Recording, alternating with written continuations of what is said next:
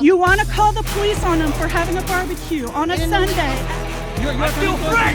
Back off! I'm going to tell there's an African-American man threatening my life. Boy, Say it again. Say that part again. come out. Say it again. Say that other word again.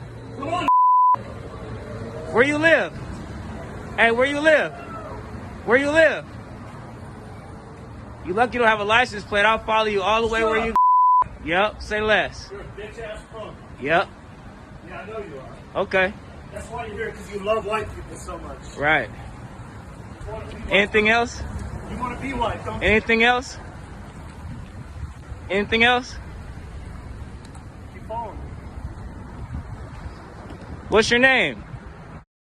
Get the camera again. Say it again. One more to the camera. Talk about your power. Say it to the camera one more time. Say it one more time to the camera. Say it again. White power! You go back to Africa. White power and go back to Africa after repeatedly calling this man the N-word. Let's put up a picture. We got a screenshot. I want people to clearly see what he looks like. We saw a lot of his back as he walked away. There he is. Boom. Okay. This encounter took place in Seattle. Keep that picture up. And was recorded and uploaded by a guy named Kyle Daniels, also known as KD Cuts, who is an artist and producer. Daniels told the Daily Dot that he was walking out of a community center when he heard a man yell, "White power." TikToker Tizzy Ent, for entertainment, identified the male Karen as Michael Slauson, the son of an LA Superior Court judge. In 2017, CNN reported on a man who was falsely accused of sending threatening voicemails and calls to mosque in Southern California. Michael Slauson was identified as the caller. According to this TikToker, also found that Slauson was charged with making criminal threats and attended a pretrial hearing in September.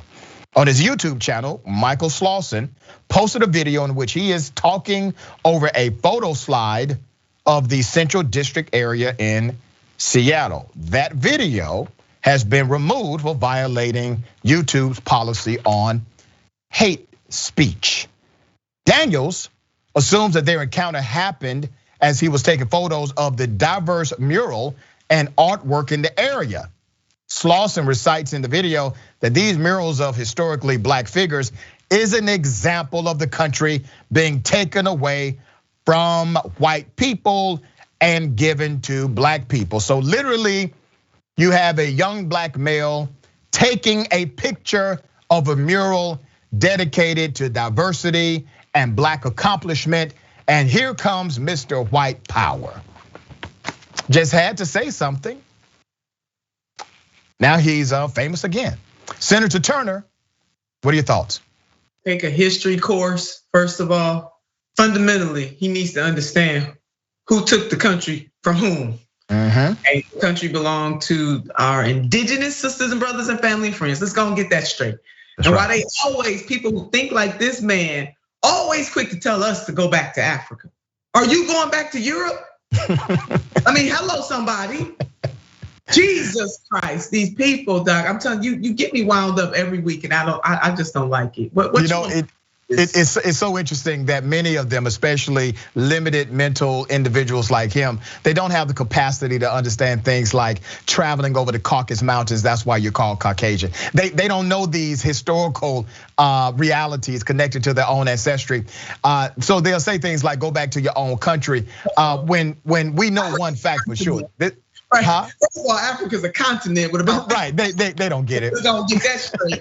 And Doc, I know it would just blow his mind if he understood mitochondrial DNA, that all life originated on the continent, baby, of Africa. Hello, somebody. See, let me tell you something, sister. We can have a whole show about the origin of humanity and how you can't take his color of skin and graft it to blackness, that the human species, and this is scientifically documented, started from a black woman, the cradle of civilization on the continent of Africa.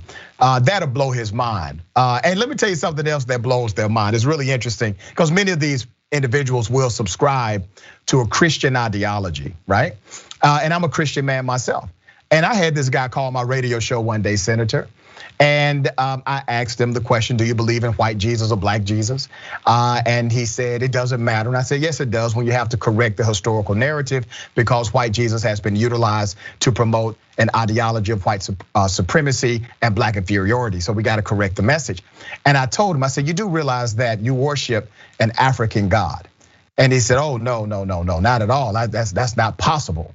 I said, where was the first place God in the Christian Bible revealed himself?